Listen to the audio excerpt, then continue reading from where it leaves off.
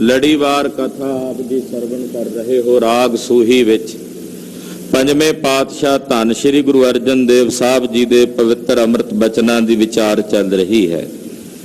ਇੱਕ ਸ਼ਬਦ ਰਾਗ ਸੂਹੀ ਦੇ ਛੰਤਾਂ ਦਾ ਪੰਜਵੇਂ ਪਾਤਸ਼ਾਹ ਦਾ ਆਪਾਂ ਪਿੱਛੇ ਵਿਚਾਰਿਆ ਹੈ। ਦੂਸਰਾ ਸ਼ਬਦ ਮਹਾਰਾਜ ਧੰਨ ਗੁਰੂ ਅਰਜਨ ਦੇਵ ਸਾਹਿਬ ਜੀ ਉਚਾਰਨ ਕਰ ਰਹੇ ਨੇ।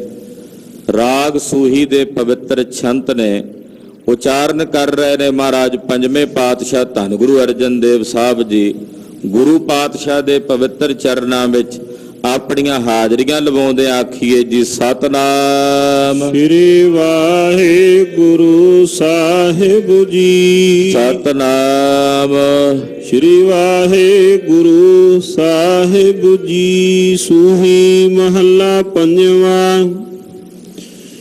ਹਰ ਚਰਨ ਕਮਲ ਕੀ ਟੇਕ ਸਤਿਗੁਰ ਦਿੱਤੀ ਤੁਸ ਕਾ ਬਲਰਾਮ ਜੀਓ। ਹਰੀ ਅਕਾਲ ਪੁਰਖ ਵਾਹਿਗੁਰੂ ਪਰਮੇਸ਼ਰ ਦੇ ਚਰਨ ਕਮਲਾਂ ਦੀ ਟੇਕ। ਸੂਹੀ ਰਾਗ ਚ ਪੰਜਵੇਂ ਪਾਤਸ਼ਾਹ ਬਚਨ ਉਚਾਰਦੇ ਨੇ ਕਿ ਹਰੀ ਨਿਰੰਕਾਰ ਅਕਾਲ ਪੁਰਖ ਪਰਮੇਸ਼ਰ ਦੇ ਚਰਨ ਕਮਲਾਂ ਦੀ ਟੇਕ ਆਸਰਾ ਸਤਿਗੁਰੂ ਜੀ ਨੇ ਸਾਨੂੰ ਤੁੱਠ ਕੇ ਪ੍ਰਦਾਨ ਕੀਤੀ। ਸਤਿਗੁਰੂ ਜੀ ਨੇ ਸਾਨੂੰ ਤੁੱਠ ਕੇ ਕਿਰਪਾ ਦੇ ਘਰ ਵਿੱਚ ਆ ਕੇ ਹਰੀ ਦੇ ਚਰਨ ਕਮਲਾਂ ਦੀ ਟੇਕ ਸਾਨੂੰ ਦਿੱਤੀ, ਆਸਰਾ ਦਿੱਤਾ।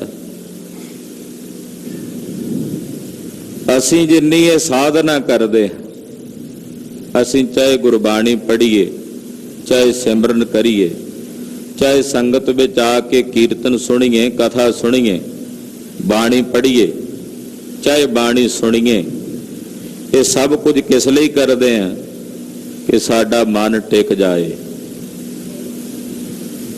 ਮਨ ਦੀ ਇਕਾਗਰਤਾ ਵਾਸਤੇ, ਮਨ ਨੂੰ ਟਿਕਾਉਣ ਵਾਸਤੇ ਹੀ ਹੈ ਨਾ ਇਹ ਸਾਰਾ ਕੁਝ। ਤੇ ਜਿਵੇਂ ਜਿਵੇਂ ਮਨ ਟਿਕਦਾ ਹੈ, ਇਕਾਗਰ ਹੁੰਦਾ, ਟਿਕਾ ਵਿੱਚ ਆਉਂਦਾ, ਤਿਵੇਂ ਤਿਵੇਂ ਫਿਰ ਉਹ ਰਸ ਮਾਣਦਾ। ਜੇ ਕਹੀਏ ਵੀ ਪਹਿਲਾਂ ਮਨ ਟਿਕਾਈਏ ਤੇ ਫਿਰ ਬਾਣੀ ਪੜ੍ਹੀਏ, ਪਹਿਲਾਂ ਮਨ ਟਿਕਾਈਏ ਤੇ ਫਿਰ ਨਾਮ ਜਪੀਏ, ਫਿਰ ਤਾਂ ਲੋੜ ਹੀ ਨਹੀਂ। ਜੇ ਪਹਿਲਾਂ ਮਨ ਟਿਕ ਗਿਆ ਹੈ, ਬਾਅਦ ਵਿੱਚ ਤਾਂ ਫਿਰ ਲੋੜ ਨਹੀਂ ਹੈ। ਅਸੀਂ ਬਾਣੀ ਤਾਂ ਪੜ੍ਹਦੀ ਹੈ, ਭਜਨ ਤਾਂ ਕਰਨਾ ਵੀ ਇਹ ਮਨ ਟਿਕ ਜਾਏ, ਇਹਨੂੰ ਇਕਾਗਰਤਾ, ਇਹ ਟੇਕ ਹੈ ਜਿਹੜੀ ਇਹ ਗੁਰਬਾਣੀ ਹੈ ਨਾ, ਇਹ ਟੇਕ ਦਿੱਤੀ ਹੈ ਸਤਿਗੁਰਾਂ ਨੇ ਸਾਨੂੰ।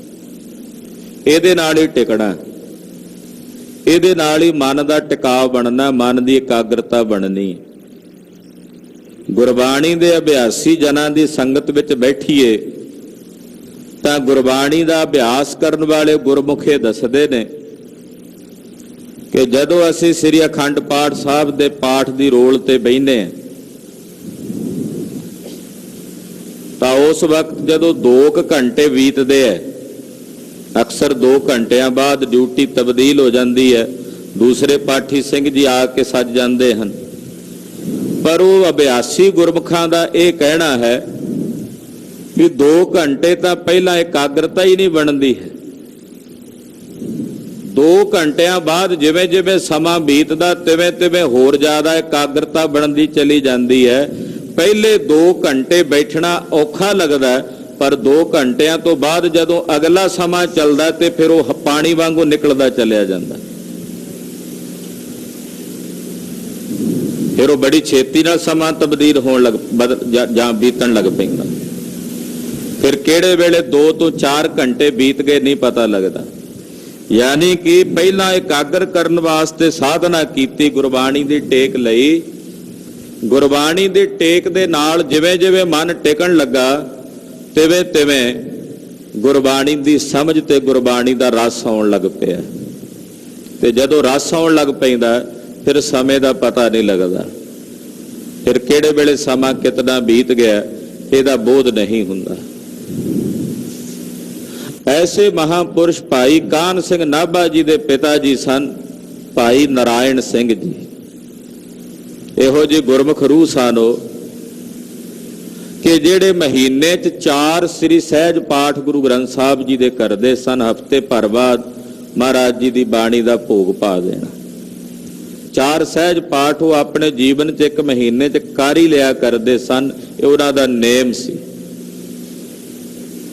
3 ਅਤੀ ਅਖੰਡ ਪਾਠ ਸਾਹਿਬ ਉਹਨਾਂ ਨੇ ਇੱਕ ਚੌਂਕੜੇ ਤੇ ਕੀਤੇ, ਇੱਕੋ ਚੌਂਕੜੇ ਤੇ ਸੰਪੂਰਨ ਸ੍ਰੀ ਗੁਰੂ ਗ੍ਰੰਥ ਸਾਹਿਬ ਜੀ ਦਾ ਅਖੰਡ ਪਾਠ, ਔਰ ਸਾਧਨਾ ਦੇ ਰੰਗ ਵਿੱਚ ਰੰਗੇ ਰਹਿੰਦੇ। ਤੋ ਗੁਰਬਾਣੀ ਦੇ ਰਸੀਏ ਬਣ ਜਾਣਾ, ਗੁਰਬਾਣੀ ਦਾ ਆਨੰਦ ਮਾਣਨਾ। ਅਤੀ ਅਖੰਡ ਪਾਠ ਦਾ ਮਤਲਬ ਹੁੰਦਾ ਜਿਸ ਆਸਣ ਤੇ ਜਿਵੇਂ ਬੈਠ ਗਏ ਹੋ, ਜਿਸ ਪੋਜੀਸ਼ਨ 'ਚ ਬੈਠ ਗਏ ਹੋ, ਉਸੇ ਪੋਜੀਸ਼ਨ 'ਚ ਬੈਠ ਕੇ, ਉਸੇ ਆਸਣ ਤੇ ਉਸੇ ਤਰੀਕੇ ਨਾਲ ਬੈਠ ਕੇ ਸੰਪੂਰਨ ਅਖੰਡ ਪਾਠ ਸਾਹਿਬ ਕਰ ਲੈਣਾ। ਤੋ ਇਹਨੂੰ ਅਤੀ ਅਖੰਡ ਪਾਠ ਸਾਹਿਬ ਕਹਿੰਦੇ ਹਨ। ਇੱਕ ਅਖੰਡ ਪਾਠ ਸਾਹਿਬ ਮਹਾਰਾਜਾ ਹੀਰਾ ਸਿੰਘ ਜੀ ਨਾਭਾ ਜੀ ਨੇ ਉਹਨਾਂ ਦੇ ਕੋਲੋਂ ਸੁਣਿਆ। ਅਖੰਡ ਪਾਠ ਸਾਹਿਬ ਦੇ ਭੋਗ ਤੋਂ ਬਾਅਦ ਮਹਾਰਾਜਾ ਹੀਰਾ ਸਿੰਘ ਨੇ ਬੇਨਤੀ ਕੀਤੀ ਬਾਬਾ ਨਰੈਣ ਸਿੰਘ ਜੀ ਨੂੰ ਕਿ ਮੈਂ ਆਪ ਜੀ ਨੂੰ ਇਸ ਅਖੰਡ ਪਾਠ ਦੀ ਭੇਟਾ ਵਜੋਂ ਜਗੀਰ ਦੇਣਾ ਚਾਹੁੰਦਾ ਹਾਂ, ਕੁਝ ਪਿੰਡਾਂ ਦੀ, ਕੁਝ ਜ਼ਮੀਨ। ਤੋ ਬਾਬਾ ਨਰੈਣ ਸਿੰਘ ਜੀ ਨੇ ਆਖਿਆ, ਹੀਰਾ ਸਿੰਘ, ਮੇਰੇ ਸਤਿਗੁਰਾਂ ਦੀ ਬਾਣੀ ਦੀ ਤੂੰ ਕੀ ਭੇਟਾ ਦੇ ਸਕਦਾ ਹੈ? ਅਸੀਂ ਸੋ ਕੋਈ ਭੇਟਾ ਨਹੀਂ ਲੈਣੀ ਤੇਰੇ ਕੋਲ। ਮਹਾਰਾਜਾ ਹੀਰਾ ਸਿੰਘ ਜੀ ਨੇ ਆਪਣੇ ਮਹਿਲ 'ਚੋਂ ਇੱਕ ਸੁੰਦਰ ਪਾਲਕੀ, ਉਹਦੇ 'ਚ ਬਾਬਾ ਨਰੈਣ ਸਿੰਘ ਜੀ ਨੂੰ ਬਿਠਾਇਆ ਤੇ ਬੜੇ ਸਤਿਕਾਰ ਨਾਲ ਆਖਿਆ ਆਪਣੇ ਕਹਾਰਾਂ ਨੂੰ ਕਿ ਅਦਬ ਨਾਲ ਬਾਬਾ ਨਰੈਣ ਸਿੰਘ ਜੀ ਨੂੰ ਉਹਨਾਂ ਦੇ ਘਰ ਛੱਡ ਕੇ ਆਓ। ਬਾਬਾ ਨਰੈਣ ਸਿੰਘ ਜੀ ਪਾਲਕੀ 'ਚ ਸਜ ਗਏ। ਕਹਾਰਾਂ ਨੇ ਪਾਲਕੀ ਚੁੱਕੀ ਤੇ ਇੱਕ ਪਾਸਿਓਂ ਅੱਗੇ ਦੀ ਹੋ ਕੇ ਚੋਰੀ, ਕਿਉਂਕਿ ਜੇ ਬਾਬਾ ਨਰੈਣ ਸਿੰਘ ਜੀ ਨੂੰ ਪਤਾ ਲੱਗਦਾ ਤੇ ਸ਼ਾਇਦ ਮਹਾਰਾਜਾ ਹੀਰਾ ਸਿੰਘ ਨੂੰ ਰੋਕ ਦਿੰਦੇ। ਇੱਕ ਪਾਸੇ ਆਪ ਪਾਲਕੀ ਨੂੰ ਮੋਢਾ ਮਹਾਰਾਜਾ ਹੀਰਾ ਸਿੰਘ ਨੇ ਲਾਇਆ।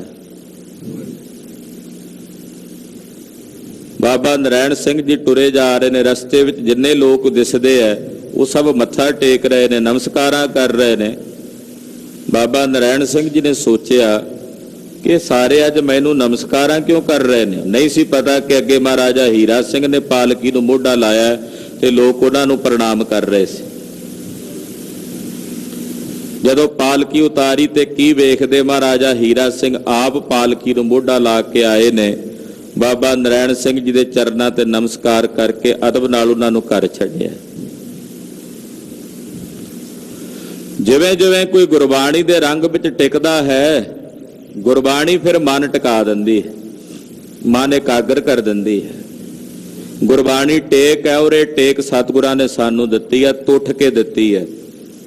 ਗੁਰੂ ਸਾਹਿਬ ਸਾਡੇ ਤੇ ਤੁੱਠੇ ਨੇ, ਗੁਰੂ ਨਾਨਕ ਸਾਹਿਬ, ਜਿਨ੍ਹਾਂ ਨੇ ਤੁੱਠ ਕੇ ਸਾਨੂੰ ਇਹ ਗੁਰਬਾਣੀ ਦੀ ਬੜੀ ਵੱਡੀ ਟੇਕ ਹੈ, ਇਹ ਬੜਾ ਵੱਡਾ ਆਸਰਾ ਹੈ ਜਿਹੜਾ ਸਤਿਗੁਰਾਂ ਨੇ ਸਾਡੇ ਮਨਾਂ ਨੂੰ ਦਿੱਤਾ। ਗੁਰਸਿੱਖ ਵਾਸਤੇ ਇਸ ਪੂਰੇ ਸੰਸਾਰ ਭਰ ਵਿੱਚ, ਪੂਰੇ ਵਿਸ਼ਵ ਭਰ ਵਿੱਚ ਸ੍ਰੀ ਗੁਰੂ ਗ੍ਰੰਥ ਸਾਹਿਬ ਜੀ ਦੀ ਬਾਣੀ ਤੋਂ ਬਿਨਾਂ ਕੋਈ ਦੂਜੀ ਟੇਕ ਨਹੀਂ ਹੈ। ਕੇਵਲ ਗੁਰਬਾਣੀ ਦੀ ਟੇਕ, ਔਰ ਇਹ ਗੁਰਬਾਣੀ ਦੀ ਅੰਮ੍ਰਿਤ ਟੇਕ ਸਤਿਗੁਰੂ ਜੀ ਨੇ ਸਾਨੂੰ ਤੁੱਠ ਕੇ ਪ੍ਰਦਾਨ ਕੀਤੀ ਹੈ। ਮੈਂ ਆਪਣੇ ਐਸੇ ਹਰੀ ਤੋਂ, ਐਸੇ ਰਾਮ ਤੋਂ ਬਲਿਹਾਰ ਜਾਵਾਂ। ਹਰ ਅੰਮ੍ਰਿਤ ਭਰੇ ਭੰਡਾਰ, ਸਭ ਕਿਛ ਹੈ ਘਰ ਤਿਸ ਕਾ ਬਲਰਾਮ ਜੀਓ। ਮੇਰੇ ਸਾਹਿਬ ਦੇ ਜਿਹੜੇ ਭੰਡਾਰ ਨੇ ਉਹ ਅੰਮ੍ਰਿਤ ਨਾਲ ਭਰੇ ਹੋਏ ਨੇ। ਹਰ ਅੰਮ੍ਰਿਤ ਭਰੇ ਭੰਡਾਰ, ਅੰਮ੍ਰਿਤ ਨਾਲ ਭਰੇ ਹੋਏ ਭੰਡਾਰੇ ਨੇ ਮੇਰੇ ਸਤਿਗੁਰਾਂ ਦੇ। ਇੱਕ ਓੰਕਾਰ ਤੋਂ ਲੈ ਕੇ 18 10 20 ਤੱਕ, ਜਾਪ ਸਾਹਿਬ ਤੋਂ ਲੈ ਕੇ ਜ਼ਫਰਨਾਮੇ ਤੱਕ ਮਹਾਰਾਜ ਸੱਚੇ ਪਾਤਸ਼ਾਹ ਜੀ ਦੇ ਅੰਮ੍ਰਿਤ ਭੰਡਾਰ ਹਨ। ਇਹ ਅੰਮ੍ਰਿਤ ਦੇ ਭਰੇ ਹੋਏ ਭੰਡਾਰ ਨੇ, ਜਿਨ੍ਹਾਂ ਦੇ ਘਰ ਵਿੱਚ ਸਭ ਕੁਝ ਹੈ। ਸਾਚੇ ਸਾਹਿਬਾ ਕਿਆ ਨਹੀਂ ਘਰ ਤੇਰਾ, ਮਹਾਰਾਜ ਜੀ ਦੇ ਘਰ ਵਿੱਚ ਸਭ ਕੁਝ ਹੈ। ਘਰ ਤਾਂ ਤੇਰਾ ਸਭ ਕੁਛ ਹੈ, ਕੋਈ ਐਸੀ ਵਸਤੂ ਨਹੀਂ ਜਿਹੜੀ ਮੇਰੇ ਸਾਹਿਬ ਦੇ ਘਰ ਵਿੱਚ ਨਾ ਹੋਵੇ। ਸਭ ਕੁਝ ਮੇਰੇ ਮਾਲਕ ਦੇ ਘਰ ਵਿੱਚ ਆ, ਔਰ ਪਾਤਸ਼ਾਹ ਦੇ ਭੰਡਾਰੇ ਅੰਮ੍ਰਿਤ ਨਾਲ ਲਬਾ ਲਬ ਭਰੇ ਹੋਏ ਨੇ। ਲਬਾ ਲਬ ਦਮਨੋਸ਼ ਫਰਾਮੋਸ਼ ਕੁਨ, ਗਵੇ ਹਰ ਦੁਆਲਮ ਫਰਾਮੋਸ਼ ਕੁਨ। ਮਹਾਰਾਜ ਜੀ ਦੇ ਭੰਡਾਰੇ ਲਬਾ ਲਬ ਭਰੇ ਹੋਏ ਹਨ। ਬਾਬੁਲ ਮੇਰਾ ਵੱਡ ਸਮਰੱਥਾ ਕਰਨ ਕਾਰਨ ਪ੍ਰਭਹਾਰਾ। ਬਾਬੁਲ ਕਹਿੰਦੇ ਨੇ ਪਿਤਾ ਨੂੰ, ਮੇਰੇ ਪਿਤਾ ਗੁਰੂ ਧੰਨ ਗੁਰੂ ਨਾਨਕ ਸਾਹਿਬ ਸੱਚੇ ਪਾਤਸ਼ਾਹ, ਮੇਰੇ ਪਿਤਾ ਗੁਰੂ ਧੰਨ ਸ੍ਰੀ ਗੁਰੂ ਰਾਮਦਾਸ ਸੋਢੀ ਸੁਲਤਾਨ ਪਾਤਸ਼ਾਹ ਵੱਡੇ ਸਮਰੱਥ ਨੇ। ਬਾਬੁਲ ਮੇਰਾ ਵੱਡ ਸਮਰੱਥ, ਵੱਡੇ ਸਮਰੱਥ ਦੇਵ ਨੇ। ਕਾਰਨ ਕਾਰਨ ਕਰਨ ਵਾਲੇ ਵੀ ਨੇ ਤੇ ਕਾਰਨ ਵੀ ਨੇ, ਨਿਮਿਤ ਕਾਰਨ ਵੀ ਨੇ, ਉਪਾਦਾਨ ਕਾਰਨ ਵੀ ਨੇ। ਇਸ ਕਰਕੇ ਕਰਨ ਵਾਲੇ ਵੀ ਨੇ ਤੇ ਕਾਰਨ ਕਹੀਏ ਕਾਰਨ ਵੀ ਹਨ। ਕਰਨ ਕਾਰਨ ਪ੍ਰਭਹਾਰਾ, ਸਭ ਕੁਝ ਕਰਨ ਕਰਾਉਣ ਨੂੰ ਸਮਰੱਥ ਨੇ ਮੇਰੇ ਮਾਲਕ ਜੀ, ਮੇਰੇ ਪਿਤਾ ਗੁਰਦੇਵ ਜੀ। ਜਿਸ ਸਿਮਰਤ ਦੁਖ ਕੋਈ ਨਾ ਲਾਗਾ, ਭੌਜਲ ਪਾਰ ਉਤਾਰਾ। ਜਿਸ ਦਾ ਸਿਮਰਨ ਕੀਤਿਆਂ ਕੋਈ ਵੀ ਦੁੱਖ ਨਹੀਂ ਲੱਗਦਾ, ਜਿਸ ਦਾ ਸਿਮਰਨ ਕੀਤਿਆਂ ਸਾਰੇ ਦੁੱਖ ਦੂਰ ਹੋ ਜਾਂਦੇ ਨੇ। ਕੇਵਲ ਦੁੱਖ ਹੀ ਦੂਰ ਨਹੀਂ ਹੁੰਦੇ, ਜਿਸ ਦਾ ਸਿਮਰਨ ਕੀਤਿਆਂ ਇਸ ਭਵਜਲ ਤੋਂ ਪਾਰ ਉਤਾਰਾ ਹੋ ਜਾਂਦਾ ਹੈ। ਜਿਸ ਦਾ ਸਿਮਰਨ ਕੀਤਿਆਂ ਇਸ ਭਵਜਲ ਤੋਂ, ਸੰਸਾਰ ਸਮੁੰਦਰ ਤੋਂ ਪਾਰ ਉਤਾਰਾ ਹੋ ਜਾਂਦਾ। ਐਸਾ ਮੇਰੇ ਬਾਬੁਲ ਜੀ ਵੱਲੋਂ ਦਿੱਤਾ ਹੋਇਆ ਪਵਿੱਤਰ ਅੰਮ੍ਰਿਤ ਨਾਮ ਹੈ। ਆਦ ਜੁਗਾਦ ਭਗਤਨ ਕਾ ਰਾਖਾ, ਉਸਤਤ ਕਰ ਕਰ ਜੀਵਾ। ਆਦ ਮੁੱਢ ਤੋਂ ਜੁਗਾਦ, ਜੁਗਾਂ ਜੁਗਾਂ ਤੋਂ ਮੇਰਾ ਮਾਲਕ ਆਪਣੇ ਭਗਤਾਂ ਦਾ ਰੱਖ ਹੈ, ਆਪਣੇ ਭਗਤਾਂ ਦੀ ਰੱਖਿਆ ਕਰਦਾ ਹੈ। ਤੇ ਜਿਹੜਾ ਆਪਣੇ ਭਗਤਾਂ ਦੀ ਰੱਖਿਆ ਕਰਨ ਵਾਲਾ ਮੇਰਾ ਮਾਲਕ ਪ੍ਰਭੂ ਹੈ, ਮੈਂ ਉਹਦੀ ਉਸਤਤ ਕਰ ਕਰਕੇ ਜੀਵਦਾ ਹਾਂ। ਉਸਤਤ ਕਰ ਕਰ ਜੀਵਾ, ਉਸਤਤ ਕਰ ਕਰ ਜੀਵਾ।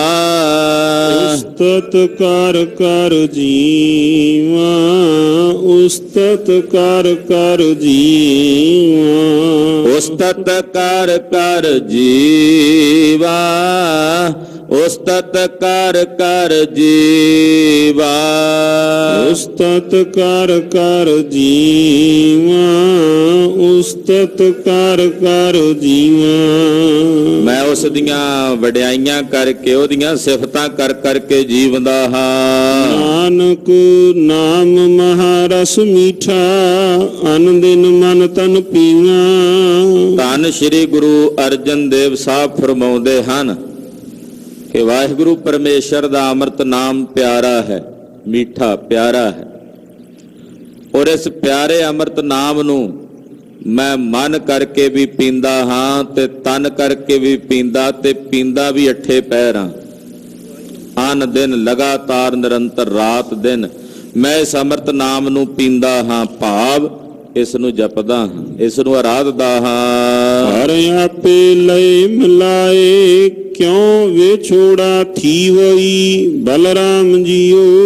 ਹਰੀ ਵਾਹਿਗੁਰੂ ਪਾਰ ਬ੍ਰਹਮ ਪਰਮੇਸ਼ਰ ਆਪ ਤਰਸ ਕਰਕੇ ਸਾਨੂੰ ਆਪਣੇ ਨਾਲ ਮਿਲਾਉਂਦਾ ਹੈ। ਹਰ ਆਪੇ ਲਏ ਮਿਲਾਏ, ਜਿਨ੍ਹਾਂ ਨੂੰ ਹਰੀ ਆਪ ਆਪਣੇ ਨਾਲ ਮਿਲਾ ਲੈਂਦਾ, ਆਪਣੇ ਨਾਲ ਭੇਦ ਕਰ ਲੈਂਦਾ। ਪਾਤਸ਼ਾਹ ਕਹਿੰਦੇ ਫਿਰ ਭਾਈ ਉਹਨਾਂ ਦਾ ਕਦੇ ਉਸ ਵਾਹਿਗੁਰੂ ਤੋਂ ਵਿਛੋੜਾ ਨਹੀਂ ਹੁੰਦਾ। ਕਿਵੇਂ ਹੋ ਜਾਏਗਾ ਵਿਛੋੜਾ ਭਾਈ? ਜਦੋਂ ਵਾਹਿਗੁਰੂ ਨੇ ਆਪ ਕਿਰਪਾ ਕਰਕੇ ਆਪਣੇ ਨਾਲ ਮਿਲਾ ਲਿਆ, ਆਪਣੇ ਵਿੱਚ ਭੇਦ ਕਰ ਲਿਆ, ਫਿਰ ਵਿਛੋੜਾ ਕਿਵੇਂ ਹੋਵੇਗਾ? ਫਿਰ ਉਹਦਾ ਕਦੇ ਵੀ ਵਿਛੋੜਾ ਨਹੀਂ ਹੋ ਸਕਦਾ। ਐਸੇ ਰਾਮ ਤੋਂ, ਐਸੇ ਹਰੀ ਤੋਂ ਬਲਿਹਾਰ ਜਾਈਏ। ਜੁਸ਼ਨਾ ਤੇਰੀ ਟੇਕ, ਸੋ ਸਦਾ ਸਦ ਜੀਵਈ ਬਲਰਾਮ ਜੀਓ। ਏ ਵਾਹਿਗੁਰੂ, ਜਿਹਨੂੰ ਤੇਰੀ ਟੇਕ ਹੈ, ਜਿਸ ਨੂੰ ਤੇਰਾ ਆਸਰਾ ਹੈ, ਉਹ ਤਾਂ ਸਦਾ ਹੀ ਜੀਵਦਾ ਹੈ। ਅਸਲ ਵਿੱਚ ਜੀਵਦੇ ਹੀ ਉਹ ਨੇ ਜਿਹੜੇ ਉਸ ਪਰਮੇਸ਼ਰ ਦੀ ਟੇਕ ਵਿੱਚ ਨੇ। ਬਾਕੀ ਤਾਂ ਟੁਰਦੀਆਂ ਫਿਰਦੀਆਂ ਲਾਸ਼ਾਂ ਕਹਿ ਸਕਦੇ ਹਾਂ। ਅਸਲ ਵਿੱਚ ਜੀਵਦਾ ਹੀ ਉਹ ਹੈ ਜਿਹੜਾ ਮਾਲਕ ਦੀ ਟੇਕ ਵਿੱਚ ਰਹਿੰਦਾ, ਪਰਮੇਸ਼ਰ ਦੀ ਪਨਾਹ 'ਚ ਰਹਿੰਦਾ, ਵਾਹਿਗੁਰੂ ਦੇ ਆਸਰੇ ਵਿੱਚ ਰਹਿੰਦਾ। ਮਹਾਰਾਜ ਜੀ ਕਹਿੰਦੇ ਉਹੀ ਅਸਲ ਵਿੱਚ ਜੀਵਤ ਹਨ, ਉਹ ਸਦਾ ਹੀ ਜੀਵਦੇ ਨੇ। ਸਰੀਰ ਤਾਂ ਮਿਟਣੇ ਨੇ ਤਾਂ ਮਿਟ ਜਾਣੇ ਹਨ, ਇਹਨਾਂ ਵਿੱਚ ਮਿਟਣ 'ਚ ਕੋਈ ਦੋ ਰਾਏ ਨਹੀਂ ਹੈ। ਇਹਨਾਂ ਦੇ ਮਿਟਣ ਤੋਂ ਬਾਅਦ ਵੀ ਉਹ ਜੀਵਦੇ ਨੇ, ਤਨ ਮਿਟਣ ਤੋਂ ਬਾਅਦ ਵੀ ਉਹ ਜੀਵਦੇ ਨੇ। ਬਾਬਾ ਦੀਪ ਸਿੰਘ ਸਾਹਿਬ ਜੈਸੇ ਮਹਾਂਪੁਰਸ਼, ਬਾਬਾ ਗੁਰਬਖਸ਼ ਸਿੰਘ ਜੈਸੇ ਮਹਾਨ ਸ਼ਹੀਦ, ਭਾਈ ਤਾਰੂ ਸਿੰਘ ਜੈਸੇ ਮਹਾਨ ਮਹਾਂਪੁਰਖ, ਭਾਈ ਮਨੀ ਸਿੰਘ ਜੈਸੇ ਮਹਾਨ ਸ਼ਹੀਦ, ਉਹ ਸਦਾ ਹੀ ਜੀਵਦੇ ਨੇ। ਇਸ ਤਨ ਦੇ ਬਿਨਸਣ ਤੋਂ ਬਾਅਦ ਵੀ ਜੀਵਦੇ ਹਨ। ਤੇਰੀ ਟੇਕ ਤੁਝੈ ਤੇ ਪਾਈ ਸਾਚੇ ਸਿਰਜਨਹਾਰਾ। ਏ ਸੱਚੇ ਸਿਰਜਣਹਾਰ, ਤੇਰੀ ਟੇਕ ਤੇਰੇ ਤੋਂ ਹੀ ਪ੍ਰਾਪਤ ਹੁੰਦੀ ਹੈ, ਤੇਰਾ ਆਸਰਾ ਤੇਰੇ ਤੋਂ ਹੀ ਮਿਲਦਾ ਹੈ। ਇਹ ਨਹੀਂ ਕਿ हे ਪ੍ਰਭੂ ਤੇਰਾ ਆਸਰਾ ਕਿਸੇ ਹੋਰ ਤੋਂ ਮਿਲਦਾ ਹੋਵੇ। ਗੁਰੂ ਰੂਪ ਹੋ ਕੇ ਤੁਸੀਂ ਆਪਣਾ ਆਸਰਾ ਆਪ ਹੀ ਬਖਸ਼ਦੇ ਹੋ। ਪਰਮੇਸ਼ਰ ਤਾਂ ਨਿਰਾਕਾਰ ਹੈ ਨਾ, ਤੇ ਨਿਰਾਕਾਰ ਪ੍ਰਮਾਤਮਾ ਦਾ ਰੂਪ ਨੇ ਸਾਕਾਰ ਰੂਪ ਗੁਰੂ ਗ੍ਰੰਥ ਸਾਹਿਬ ਜੀ, ਗੁਰੂ ਨਾਨਕ ਸਾਹਿਬ ਜੀ। ਨਿਰਾਕਾਰ ਪਰਮੇਸ਼ਰ ਨੇ ਆਕਾਰ ਬਣਾਇਆ, ਗੁਰੂ ਨਾਨਕ ਸਾਹਿਬ ਦਾ ਰੂਪ ਬਣਾਇਆ। ਤੋ ਪਾਰ ਬ੍ਰਹਮ ਪਰਮੇਸ਼ਰ ਨੇ ਆਪਣੀ ਟੇਕ ਦਿੱਤੀ ਗੁਰੂ ਨਾਨਕ ਰੂਪ ਹੋ ਕੇ ਸਾਨੂੰ ਸਾਰਿਆਂ ਨੂੰ। ਤੇ ਮਹਾਰਾਜ ਤੁਹਾਡੀ ਟੇਕ ਤੁਹਾਡੇ ਤੋਂ ਹੀ ਪ੍ਰਾਪਤ ਹੁੰਦੀ ਹੈ। ਤੁਸੀਂ ਸੱਚ ਹੋ ਔਰ ਸਾਰੇ ਜਗਤ ਦੇ ਸਿਰਜਣਹਾਰ ਹੋ। ਸੱਚ ਹੋ ਔਰ ਮਹਾਰਾਜ ਸਾਰੇ ਜਗਤ ਦੇ ਸਿਰਜਣਹਾਰ ਹੋਏ। ਸਾਰੀ ਸ੍ਰਿਸ਼ਟੀ ਤੁਹਾਡੀ ਸਿਰਜੀ ਹੋਈ, ਤੁਹਾਡੀ ਬਣਾਈ ਹੋਈ ਹੈ। ਜਿਸ ਤੇ ਖਾਲੀ ਕੋਈ ਨਹੀਂ, ਐਸਾ ਪ੍ਰਭੂ ਹਮਾਰਾ। ਜਿਸ ਤੋਂ ਕੋਈ ਵੀ ਖਾਲੀ ਨਹੀਂ ਹੈ। ਪਰਮਾਤਮਾ ਕੈਸਾ ਸੁੰਦਰ ਸਿਰਜਣਹਾਰ ਹੈ। ਨਿਰੰਕਾਰ ਵਿਧਾਤੇ ਨੇ, ਪਰਮੇਸ਼ਰ ਨੇ ਕੈਸੀ ਸਿਰਜਣਾ ਸਿਰਜੀ ਹੈ ਸੰਸਾਰ ਦੀ। ਜਦੋਂ ਮਨੁੱਖੀ ਸਰੀਰ ਦੀ ਬਾਤ ਕਰੀਏ, ਕਿੰਨੀਆਂ ਹੱਡੀਆਂ ਨੇ ਤਨ ਵਿੱਚ, ਸਰੀਰ ਵਿੱਚ। ਹੱਥ ਦੀ ਹੱਡੀ ਹੋਵੇ, ਪੈਰ ਦੀ ਹੱਡੀ ਹੋਵੇ, ਲੱਤ ਦੀ ਹੱਡੀ ਹੋਵੇ, ਉਹ ਸੁਣਦੀ ਹੈ? ਹੱਡੀਆਂ ਤਾਂ ਨਹੀਂ ਸੁਣਦੀਆਂ। ਉਹੀ ਹੱਡੀ ਕੰਨ ਦੇ ਵਿੱਚ ਲੱਗੀ ਹੋਈ ਆ ਤੇ ਕੰਨ ਦੀ ਹੱਡੀ ਸੁਣਦੀ ਹੈ। ਕੰਨ 'ਚ ਜਿਹੜੀ ਸੁਣਨ ਸ਼ਕਤੀ ਹੈ, ਉਹ ਸੁਣਨ ਸ਼ਕਤੀ ਹੱਡੀ ਕਰਕੇ ਹੈ। ਜਿਹੜੀ ਕੰਨ ਦੀ ਹੱਡੀ ਹੈ ਉਹ ਸੁਣਦੀ ਹੈ, ਉਹ ਸ਼ਬਦ ਨੂੰ ਮਹਿਸੂਸ ਕਰਦੀ ਹੈ। ਉਹੀ ਹੱਡੀ ਬਾਕੀ ਸਰੀਰ ਵਿੱਚ ਵੀ ਹੈ। ਉਹ ਹੱਡੀਆਂ ਨਹੀਂ ਸੁਣਦੀਆਂ। ਆਹ ਚਮੜੀ ਵੇਖਦੀ ਤਾਂ ਨਹੀਂ ਹੈ, ਇਹਨੂੰ ਦਿਸਦਾ ਤਾਂ ਨਹੀਂ ਹੈ ਚਮੜੀ ਸਾਡੀ ਨੂੰ। ਇਸੇ ਚਮੜੀ ਦੀਆਂ ਅੱਖਾਂ ਬਣੀਆਂ ਨੇ, ਅੱਖਾਂ ਵੀ ਤੇ ਚਮੜੀ ਦੀਆਂ ਨੇ ਨਾ, ਉਹ ਵੇਖ ਰਹੀਆਂ ਨੇ। ਇਹ ਨਿਰੰਕਾਰ ਅਕਾਲ ਪੁਰਖ ਪਰਮੇਸ਼ਰ ਦੀ ਅਦਭੁਤ ਰਚਨਾ ਹੈ ਕਿ ਨਹੀਂ? ਤੋ ਨਿਰੰਕਾਰ ਵਾਹਿਗੁਰੂ ਪਰਮੇਸ਼ਰ ਸਿਰਜਣਹਾਰ ਹੈ। ਉਹਦੇ ਵਰਗਾ ਕੋਈ ਦੂਸਰਾ ਸਿਰਜਣਹਾਰ ਨਹੀਂ ਹੈ। ਫਿਰ ਅਕਾਲ ਪੁਰਖ ਵਾਹਿਗੁਰੂ ਪਾਰ ਬ੍ਰਹਮ ਪਰਮੇਸ਼ਰ ਜੀ, ਜਿਸ ਤੋਂ ਕੋਈ ਵੀ ਖਾਲੀ ਨਹੀਂ ਹੈ, ਜਿਸ ਤੇ ਖਾਲੀ ਕੋਈ ਨਹੀਂ, ਉਹਦੇ ਤੋਂ ਕੋਈ ਖਾਲੀ ਥੋੜੀ ਹੈ। ਉਹ ਸਾਰਿਆਂ ਵਿੱਚ ਹੀ ਭਰਿਆ ਹੋਇਆ, ਉਹਨੇ ਆਪਣਾ ਆਪ ਸਾਰਿਆਂ ਵਿੱਚ ਹੀ ਰੱਖਿਆ ਹੋਇਆ। ਉਹਦੇ ਤੋਂ ਕੋਈ ਖਾਲੀ ਨਹੀਂ ਹੈ। ਫਿਰ ਮੇਰਾ ਮਾਲਕ ਐਸਾ ਵੀ ਜਿਹਦੇ ਦਰੋਂ ਕੋਈ ਖਾਲੀ ਨਹੀਂ ਪਰਤਦਾ, ਜਿਸ ਦੇ ਦਰੋਂ ਕੋਈ ਖਾਲੀ ਨਹੀਂ ਮੁੜਦਾ। ਕਹਿੰਦੇ ਐਸਾ ਸਾਡਾ ਖਸਮ ਹੈ, ਐਸਾ ਸਾਡਾ ਸੁਆਮੀ ਹੈ, ਐਸਾ ਸਾਡਾ ਪ੍ਰਭੂ ਹੈ ਕਿ ਜਿਸ ਤੋਂ ਕੋਈ ਵੀ ਖਾਲੀ ਨਹੀਂ। ਐਸਾ ਪ੍ਰਭੂ ਹਮਾਰਾ, ऐसा प्रभु हमारा, ऐसा प्रभु हमारा, ऐसा प्रभु हमारा, ऐसा प्रभु हमारा, ऐसा प्रभु हमारा, ऐसा प्रभु हमारा, ऐसा प्रभु हमारा। साडा रब ऐसा है ਜਿਹਦੇ ਤੋਂ ਕੋਈ ਵੀ ਖਾਲੀ ਨਹੀਂ। संत जना मिल मंगल गाया, देन रैन आस तुम्हारी। ਸੰਤ ਜਨਾਂ ਨੇ ਮਿਲ ਕੇ ਸੰਗਤ ਵਿੱਚ ਇਕੱਤਰ ਹੋ ਕੇ ਪਰਮੇਸ਼ਰ ਦੇ ਮੰਗਲ ਗਾਏ ਨੇ। ਔਰ ਰਾਤ ਦਿਨ ਉਹਨਾਂ ਨੂੰ ਇਸ ਪ੍ਰਮਾਤਮਾ ਦੀ ਆਸ ਹੈ। ਉਹ ਇੱਕ ਆਸ ਰੱਖਦੇ ਆ ਪਰਮੇਸ਼ਰ ਦੀ, ਦੂਜੀ ਆਸ ਨਹੀਂ ਹੈ ਰਾਈ। ਉਹਨਾਂ ਨੂੰ ਹੋਰ ਕਿਸੇ ਦੀ ਰਾਈ ਜਿੰਨੀ ਵੀ ਆਸ ਨਹੀਂ। ਦਿਨ ਰਾਤ ਉਸ ਨਿਰੰਕਾਰ ਅਕਾਲ ਪੁਰਖ ਪਰਮੇਸ਼ਰ ਦੀ ਆਸ ਰੱਖਦੇ ਨੇ ਰੱਬ ਦੇ ਪਿਆਰੇ। ਸਫਲ ਦਰਸ ਭੇਟਿਆ ਗੁਰ ਪੂਰਾ, ਨਾਨਕ ਸਦ ਬਲਿਹਾਰੀ। ਮੇਰੇ ਪੂਰੇ ਗੁਰੂ ਦੇ ਦਰਸ਼ਨ ਸਫਲ ਨੇ, ਫਲ ਸਹਿਤ ਨੇ। ਐਸਾ ਨਹੀਂ ਕਿ ਤੁਸੀਂ ਗੁਰਦੇਵ ਦੇ ਦਰਸ਼ਨ ਪਰਸੋ ਤੇ ਕੁਝ ਫਲ ਨਹੀਂ। ਮੇਰੇ ਸਾਹਿਬ ਦੇ ਕੀਤੇ ਦਰਸ਼ਨ ਵੀ ਫਲ ਵਾਲੇ ਹਨ ਭਾਈ। ਦਰਸ਼ਨ ਪਰਸਿਆ ਗੁਰੂ ਕੇ ਜਨਮ ਮਰਨ ਦੁਖ ਜਾਏ। ਸਤਿਗੁਰਾਂ ਦੇ ਦਰਸ਼ਨ ਪਰਸਣ ਦਾ ਵੱਡਾ ਮਹਾਤਮ ਹੈ, ਪੁੰਨ ਹੈ। ਨਾਨਕ ਸਦ ਬਲਿਹਾਰੀ, ਮੈਂ ਆਪਣੇ ਐਸੇ ਗੁਰੂ ਤੋਂ ਸਦਾ ਬਲਿਹਾਰ ਜਾਂਦਾ ਹਾਂ ਜਿਸ ਗੁਰੂ ਦੇ ਦਰਸ਼ਨ ਸਫਲ ਹਨ। ਸੰਮਲਿਆ ਸਚ ਥਾਨ, ਮਾਣ ਮਹਤ ਸਚ ਪਾਇਆ, ਬਲਰਾਮ ਜੀਓ। ਮੈਂ ਸੰਭਾਲਿਆ ਸੱਚੇ ਥਾਂ ਨੂੰ। ਸੱਚਾ ਥਾਂ ਕਿਹੜਾ ਹੈ? ਸਾਧ ਸੰਗਤ ਸੱਚਾ ਥਾਨ ਹੈ। ਇਸ ਸਾਧ ਸੰਗਤ ਰੂਪੀ ਸੱਚੇ ਥਾਨ ਦੀ ਸੰਭਾਲ ਕੀਤੀ ਹੈ, ਜਿੱਥੇ ਆ ਕੇ ਮੈਨੂੰ ਵੱਡਾ ਮਾਣ ਪ੍ਰਾਪਤ ਹੋਇਆ। ਮਾਣ ਮਹਤ, ਵੱਡਾ ਮਾਣ ਮਿਲਿਆ ਜਦੋਂ ਸੰਗਤ ਵਿੱਚ ਆਏ। ਸੰਗਤ ਤੋਂ ਬਾਹਰ ਅਸੀਂ ਕੀ ਹਾਂ? ਸਾਡਾ ਕੀ ਵਜੂਦ ਹੈ? ਸਾਡੀ ਕੀ ਹਸਤੀ ਹੈ? ਅਸੀਂ ਪਾਪੀ ਹਾਂ, ਵਿਕਰਮੀ ਹਾਂ, ਕੀ ਹਾਂ? ਜਦੋਂ ਸੰਗਤ ਵਿੱਚ ਆ ਗਏ ਤੇ ਫਿਰ ਸੰਗਤ ਵਿੱਚ ਆਇਆਂ ਨੂੰ ਕਿਹਾ ਇਹ ਪਰਮੇਸ਼ਰ ਹੈ ਭਾਈ। ਵਿੱਚ ਸੰਗਤ ਹਰ ਪ੍ਰਭ ਵਸੈ ਜੀਓ। ਇਹ ਮਾਣ, ਵੱਡਾ ਮਾਣ ਸਤਿਗੁਰੂ ਜੀ ਨੇ ਬਖਸ਼ਿਆ ਜੋ ਸਾਧ ਸੰਗਤ ਵਿੱਚ ਆ ਕੇ ਪ੍ਰਾਪਤ ਹੋਇਆ ਹੈ। ਸਤਿਗੁਰ ਮਿਲਿਆ ਦਇਆਲ, ਗੁਣ ਅਬਨਾਸੀ ਗਾਇਆ, ਬਲਰਾਮ ਜੀਓ। ਇੱਥੇ ਆ ਕੇ ਸੱਚ ਦੀ ਪ੍ਰਾਪਤੀ ਹੋਈ ਹੈ ਸਾਧ ਸੰਗਤ ਵਿੱਚ। ਸਤਿਗੁਰੂ ਜੀ ਮਿਲੇ ਹਨ, ਐਸੇ ਮਿਲੇ ਹਨ ਕਿ ਜੋ ਦਿਆਲੂ ਹਨ, ਕਿਰਪਾਲੂ ਹਨ। ਮੇਰੇ ਸਾਹਿਬ ਦੇ ਜਿਹੜੇ ਗੁਣ ਨੇ ਉਹ ਅਬਨਾਸੀ ਨੇ, ਉਹਨਾਂ ਗੁਣਾਂ ਦਾ ਵਿਨਾਸ਼ ਨਹੀਂ ਹੁੰਦਾ।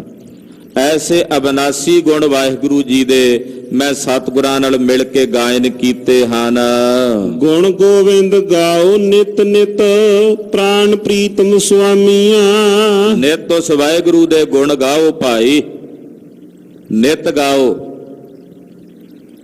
ਜੋ ਸਾਰੇ ਜਗਤ ਦਾ ਪ੍ਰਾਣ ਹੈ, ਸਾਰੇ ਜਗਤ ਦਾ ਪਿਆਰਾ ਹੈ, ਸਾਰੇ ਜਗਤ ਦਾ ਸੁਆਮੀ ਹੈ, ਉਹਦੇ ਗੁਣਾਂ ਨੂੰ ਭਾਈ ਨਿਤ ਉੱਠ ਕੇ ਗਾਵੋ। ਸ਼ੁਭ ਦਿਵਸ ਆਏ ਗਹ ਕੰਠ ਲਾਏ, ਮਿਲੇ ਅੰਤਰ ਜਾਮੀਆਂ। ਮੇਰੇ ਤੇ ਸ਼ੁਭ ਘੜੀਆਂ ਆ ਗਈਆਂ, ਸ਼ੁਭ ਦਿਨ ਆ ਗਏ ਕਿ ਮੇਰੇ ਮਾਲਕ ਨੇ ਮੇਰੀ ਬਾਹ ਫੜੀ ਤੇ ਮੈਨੂੰ ਆਪਣੇ ਗਲ ਨਾਲ ਮੇਲ ਲਿਆ। ਉਹ ਅੰਤਰਜਾਮੀ ਵਾਹਿਗੁਰੂ ਜੀ ਮੈਨੂੰ ਆ ਕੇ ਮਿਲ ਗਏ। ਸਤ ਸੰਤੋਖ ਵੱਜੈ ਵਾਜੇ, ਅਨਹਦਾ ਚੁਨਕਾਰੇ। ਹੁਣ ਸਤ ਤੇ ਸੰਤੋਖ ਹਿਰਦੇ ਚ ਆ ਪ੍ਰਾਪਤ ਹੋਇਆ। ਪਰਮੇਸ਼ਰ ਦੀ ਸਿਫਤ ਦੇ ਅਨਹਦ ਨਾਦਾਂ ਦੇ ਵਾਜੇ ਉਹ ਅੰਦਰ ਲਗਾਤਾਰ ਇੱਕ ਰਸ ਵੱਜ ਪਏ ਨੇ, ਜਿਨ੍ਹਾਂ ਦਾ ਰਸ ਹੀ ਬੜਾ ਝੁਣਕਾਰੇ, ਜੋ ਬੜੇ ਰਸਦਾਇਕ ਹਨ। ਸੁਣ ਭੈ ਬਿਨਾਸੇ ਸਗਲ ਨਾਨਕ, ਪ੍ਰਭ ਪੁਰਖ ਕਰਨ ਹਾਰੇ। ਪਰਮੇਸ਼ਰ ਦੀ ਸਿਫਤ ਦੇ ਉਹਨਾਂ ਅਨਹਦ ਨਾਦਾਂ ਦੇ ਨਾਦਾਂ ਨੂੰ ਸੁਣ ਕੇ ਕਹਿੰਦੇ ਸਾਡੇ ਸਾਰੇ ਭੈ ਬਿਨਸ ਗਏ ਨੇ। ਅਸੀਂ ਜਾਣ ਲਿਆ ਕਿ ਉਹ ਪ੍ਰਭੂ ਪੁਰਖ ਸਾਰੇ ਜਗਤ ਦਾ ਕਰਨਹਾਰ ਮਾਲਕ ਹੈ, ਸੁਆਮੀ ਹੈ। ਉਪਜਿਆ ਤਤ ਗਿਆਨ, ਸਹੁਰਾ ਪਈਐ ਇੱਕ, ਹਰ ਬਲਰਾਮ ਜੀਓ। ਕਹਿੰਦੇ ਸਾਡੇ ਅੰਦਰ ਤਤਵ ਗਿਆਨ ਉਪਜਾਇਆ ਹੈ। ਤਤਵ ਗਿਆਨ, ਆਤਮ ਗਿਆਨ ਜਿਸ ਨੂੰ ਆਪਾਂ ਕਹਿੰਦੇ ਆ ਨਾ, ਉਹ ਤਤ ਗਿਆਨ ਸਾਡੇ ਹਿਰਦੇ ਚ ਉਪਜਾਇਆ। ਤੇ ਜਦੋਂ ਤਤ ਗਿਆਨ ਉਪਜਿਆ ਫਿਰ ਸਹੁਰੇ ਪੇਕੇ, ਲੋਕ ਪਰਲੋਕ। ਸਹੁਰਾ ਪਈਐ ਯਾਨੀ ਕਿ ਇਹ ਲੋਕ ਤੇ ਪਰਲੋਕ, ਦੋਹਾਂ ਜਹਾਨਾਂ ਵਿੱਚ ਫਿਰ ਇੱਕ ਹਰੀ ਪਰਮੇਸ਼ਰ ਨੂੰ ਅਸੀਂ ਵਿਆਪਕ ਕਰਕੇ ਵੇਖਿਆ ਕਿ ਉਹ ਇਸ ਲੋਕ ਵਿੱਚ ਵੀ ਹੈ ਤੇ ਪਰਲੋਕ ਵਿੱਚ ਵੀ ਹੈ। ਦੋਹਾਂ ਜਹਾਨਾਂ ਵਿੱਚ ਉਸ ਅਕਾਲ ਪੁਰਖ ਇੱਕ ਪਰਮੇਸ਼ਰ ਹਰੀ ਨੂੰ ਅਸੀਂ ਵੇਖਿਆ ਔਰ ਉਹਦੇ ਤੋਂ ਅਸੀਂ ਬਲਿਹਾਰ ਜਾਈਏ, ਵਾਰੇ ਵਾਰੇ ਜਾਈਏ। ਬ੍ਰਹਮ ਮਿਲਿਆ ਕੋਈ ਨਾ ਸਾਕੈ, ਭਿੰਨ ਕਰ ਬਲਰਾਮ ਜੀਓ। ਜਦੋਂ ਇਹ ਜੀਵ ਬ੍ਰਹਮ ਉਸ ਬ੍ਰਹਮ ਸਰੂਪ ਪਰਮੇਸ਼ਰ ਵਿੱਚ ਜਾ ਕੇ ਮਿਲ ਗਿਆ, ਜੀਵ ਦਾ ਬ੍ਰਹਮ ਪਰਮੇਸ਼ਰ, ਕਿਉਂਕਿ ਅਸਲ ਵਿੱਚ ਤਾਂ ਜੀਵ ਵਿੱਚ ਵੀ ਤਾਂ ਬ੍ਰਹਮ ਹੀ ਹੈ ਨਾ। ਬ੍ਰਹਮ ਨੂੰ ਮਿਲਿਆ। ਇੱਕ ਹੁੰਦਾ ਘਟਾ ਆਕਾਸ਼, ਇੱਕ ਹੁੰਦਾ ਮਹਾ ਆਕਾਸ਼। ਘੜਾ ਬਾਹਰ ਪਿਆ ਹੋਵੇ, ਉਹਦੇ ਵਿੱਚ ਵੀ ਖਾਲੀ ਜਗ੍ਹਾ ਹੁੰਦੀ, ਉਹਨੂੰ ਕਹਿੰਦੇ ਨੇ ਘਟਾ ਆਕਾਸ਼। ਇੱਕ ਬਾਹਰ ਆਕਾਸ਼ ਹੈ ਜੋ ਵਿਆਪਕ ਹੈ, ਖੁੱਲਾ ਹੈ। ਇੱਕ ਘੜੇ ਦੇ ਵਿੱਚ ਉਹ ਖਾਲੀਪਨ ਆ ਗਿਆ ਹੈ। ਹੁਣ ਉਹ ਆਕਾਸ਼ ਘੜੇ ਵਿੱਚ ਵੀ ਹੈ ਤੇ ਘੜੇ ਤੋਂ ਬਾਹਰ ਵੀ ਹੈ। ਘੜੇ ਦੀ ਉਪਾਧੀ ਕਰਕੇ ਉਹ ਘਟਾ ਆਕਾਸ਼ ਹੋ ਗਿਆ। ਪਰ ਜੇ ਘੜਾ ਡੰਡਾ ਲੈ ਕੇ ਤੋੜ ਦਿੱਤਾ ਜਾਏ, ਫਿਰ ਉਹ ਉਪਾਧੀ ਨਾ ਰਹੇ ਤੇ ਫਿਰ ਕੀ ਹੋਏਗਾ? ਫਿਰ ਉਹ ਮਹਾਕਾਸ਼ ਹੋ ਜਾਏਗਾ। ਹੁਣ ਉਹ ਘੜੇ ਵਾਲਾ ਆਕਾਸ਼ ਜਦੋਂ ਮਹਾਕਾਸ਼ ਵਿੱਚ ਮਿਲ ਜਾਏ, ਘੜੇ ਨੂੰ ਤੋੜਨ ਤੋਂ ਬਾਅਦ, ਕੀ ਉਸ ਆਕਾਸ਼ ਨੂੰ ਦੁਬਾਰਾ ਅਸੀਂ ਉਸ ਆਕਾਸ਼ ਤੋਂ ਵੱਖਰਾ ਕਰ ਸਕਦੇ ਹਾਂ? ਨਹੀਂ ਕਰ ਸਕਦੇ। ਕੋਈ ਨਾ ਸਾਕੈ ਭਿੰਨ ਕਰ, ਫਿਰ ਉਹਨੂੰ ਕੋਈ ਭਿੰਨ ਨਹੀਂ ਕਰ ਸਕਦਾ, ਵੱਖਰਾ ਨਹੀਂ ਕਰ ਸਕਦਾ। ਇਹ ਸਾਡਾ ਜਿਹੜਾ ਸਰੀਰ ਹੈ ਨਾ, ਇਸ ਦੀ ਉਪਾਧੀ ਕਰਕੇ ਇਹਦੇ ਅੰਦਰ ਬ੍ਰਹਮ ਹੈ। ਸਰੀਰ ਦੀ ਉਪਾਧੀ ਕਰਕੇ ਸਰੀਰ ਦੇ ਵਿੱਚ ਆਇਆ ਹੋਇਆ ਉਹ ਬ੍ਰਹਮ ਜੀਵ ਹੋ ਗਿਆ। ਪਰ ਉਹ ਬ੍ਰਹਮ ਤਾਂ ਵਿਆਪਕ ਹੈ, ਸਰਬ ਥਾਈ। ਸਰੀਰ ਦੀ ਇਸ ਉਪਾਧੀ ਨੂੰ ਨਿਵਾਰ ਕੇ ਸਾਧਨਾ ਦੁਆਰਾ ਜਦੋਂ ਆਤਮਾ ਉਸ ਪਰਮ ਸਤ ਪਰਮੇਸ਼ਰ ਵਿੱਚ ਵਿਲੀਨ ਹੁੰਦੀ ਹੈ, ਬ੍ਰਹਮ ਵਿੱਚ ਜਾ ਕੇ ਮਿਲ ਜਾਂਦਾ ਹੈ, ਤਾਂ ਮਹਾਰਾਜ ਜੀ ਕਹਿੰਦੇ ਫਿਰ ਕੋਈ ਉਹਨੂੰ ਵੱਖਰਾ ਨਹੀਂ ਕਰ ਸਕਦਾ। ਬ੍ਰਹਮ ਮਿਲਿਆ, ਕੋਈ ਨਾ ਸਾਕੈ ਭਿੰਨ ਕਰ, ਫਿਰ ਉਹਨੂੰ ਕੋਈ ਵੱਖਰਾ ਨਹੀਂ ਕਰ ਸਕਦਾ। ਐਸੇ ਰਾਮ ਤੋਂ ਬਲਿਹਾਰ ਜਾਈਏ, ਵਾਰੇ ਵਾਰੇ ਜਾਈਏ। ਬਿਸਮ ਪੇਖਾ ਬਿਸਮ ਸੁਣੀਆ, ਬਿਸਮਾਦ ਨਦਰੀ ਆਇਆ। ਜਿਨ੍ਹਾਂ ਨੂੰ ਵਿਸਮਾਦ ਹੀ ਨਜ਼ਰੀ ਆਉਂਦਾ ਹੈ ਕਿ ਉਹ ਵਿਸਮਾਦ ਸਰਬ ਥਾਈ ਹੈ, ਪਰਮਾਤਮਾ ਵਿਸਮਾਦ ਹੈ ਨਾ, ਕਿ ਜਦੋਂ ਵਿਸਮਾਦ ਦੀ ਨਜ਼ਰ ਉਹਨਾਂ ਦੇ ਉੱਤੇ ਪੈ ਗਈ, ਜਿਹੜੇ ਵਿਸਮਾਦ ਨੂੰ ਹੀ ਵੇਖਦੇ ਹੈ, ਫਿਰ ਉਹ ਜੋ ਵੇਖਦੇ ਨੇ ਉਹਨਾਂ ਦਾ ਉਹ ਵੀ ਵੇਖਣਾ ਵਿਸਮਾਦ ਹੈ, ਉਹਨਾਂ ਦਾ ਸੁਣਨਾ ਵੀ ਵਿਸਮਾਦ ਹੈ। ਬਿਸਮ ਪੇਖੈ ਬਿਸਮ ਸੁਣੀਐ, ਉਹ ਵੇਖਦੇ ਵੀ ਵਿਸਮਾਦ ਨੂੰ ਨੇ ਔਰ ਸੁਣਦੇ ਵੀ ਵਿਸਮਾਦ ਨੂੰ ਹਨ। ਜਲ ਥਲ ਮਹੀਲ ਪੂਰਨ ਸੁਆਮੀ, ਘਟ ਘਟ ਰਹਾ ਸਮਾਇਆ। ਜਲ ਥਲ ਧਰਤੀ ਆਕਾਸ਼ ਵਿੱਚ ਉਹ ਸੁਆਮੀ ਪੂਰਨ ਹੈ, ਘਟ ਘਟ ਵਿੱਚ ਉਹੀ ਸਮਾਇਆ ਹੋਇਆ। ਸਭੈ ਘਟ ਰਾਮ ਬੋਲੇ, ਘਟ ਘਟ ਵਿੱਚ ਉਹੀ ਰਮਿਆ ਹੋਇਆ ਹੈ। ਜਿਸ ਤੇ ਉਪਜਿਆ ਤਿਸ ਮਾਹੀ ਸਮਾਇਆ, ਕੀਮਤ ਕਹਿਨ ਨ ਜਾਏ। ਜਿਸ ਤੋਂ ਉਪਜਿਆ ਸੀ ਉਸੇ ਚ ਹੀ ਸਮਾ ਗਿਆ, ਫਿਰ ਕੀਮਤ ਕਿਹਨੇ ਦੱਸਣ ਆਉਣਾ ਸੀ? ਕਿਹਨੇ ਆ ਕੇ ਦੱਸਣਾ ਸੀ ਵੀ ਰੱਬ ਦੀ ਕੀਮਤ ਕੀ ਹੈ? ਜਿਹੜੇ ਉਹਦੀ ਕੀਮਤ ਪਾਣ ਗਏ ਉਹਦੇ ਵਿੱਚ ਹੀ ਜਾ ਕੇ ਮਿਲ ਕੇ ਭੇਦ ਹੋ ਗਏ। ਹੁਣ ਪਰਤੇ ਕੌਣ? ਲੂਣ ਦੀ ਪੁਤਲੀ ਭੇਜੀ ਸੀ ਸਮੁੰਦਰ ਵਿੱਚ, ਜਾ ਇਹ ਲੂਣ ਦੀ ਇਹ ਪੁਤਲੀਏ ਵੇਖ ਕੇ ਆ ਸਮੁੰਦਰ ਕਿੰਨਾ ਕੁ ਗਹਿਰਾ। ਜਦੋਂ ਗਈ ਤਾਂ ਉਹ ਤਾਂ ਜਾ ਕੇ ਪਾਣੀ ਵਿੱਚ ਮਿਲ ਕੇ ਪਾਣੀ ਰੂਪੀ ਹੋ ਗਈ, ਸਮੁੰਦਰ ਰੂਪੀ ਹੋ ਗਈ। ਹੁਣ ਪਲਟ ਕਹੈ ਕੋ ਬੈਨ, ਵਾਪਸ ਆ ਕੇ ਕੌਣ ਦੱਸੇ ਸਮੁੰਦਰ ਕਿੰਨਾ ਗਹਿਰਾ। ਜਿਹੜੇ ਰੱਬ ਦੀ ਸਾਧਨਾ ਵਾਲੇ ਪਾਸੇ ਟੁਰੇ, ਸਾਧਨਾ ਕਰਦਿਆਂ ਕਰਦਿਆਂ ਉਹਦਾ ਰੂਪ ਹੋ ਗਏ, ਤੇ ਹੁਣ ਜਦੋਂ ਉਹਦਾ ਹੀ ਰੂਪ ਹੋ ਗਏ ਤੇ ਹੁਣ ਕੌਣ ਆ ਕੇ ਦੱਸੇ ਵੀ ਉਹਦੀ ਕੀਮਤ ਕੀ ਆ ਭਾਈ? ਹਾਂਜੀ।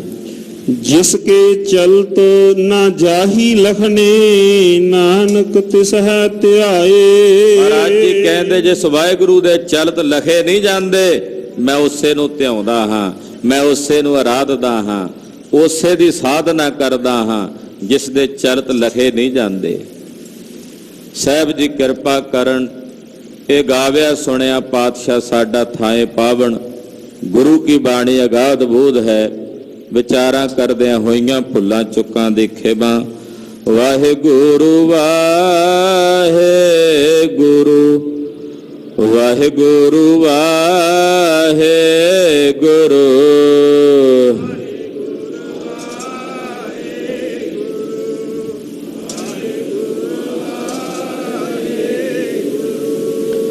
ਵਾਹਿਗੁਰੂ ਵਾਹਿਗੁਰੂ ਵਾਹਿਗੁਰੂ ਵਾਹਿਗੁਰੂ।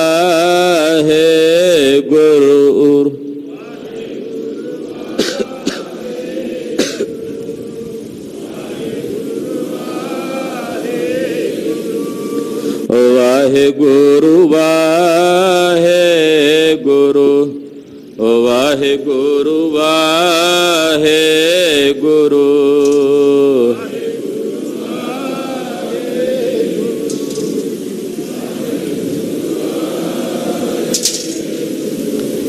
ਵਾਹਿਗੁਰੂ ਜੀ ਕਾ ਖਾਲਸਾ ਵਾਹਿਗੁਰੂ ਜੀ ਕੀ ਫਤਿਹ।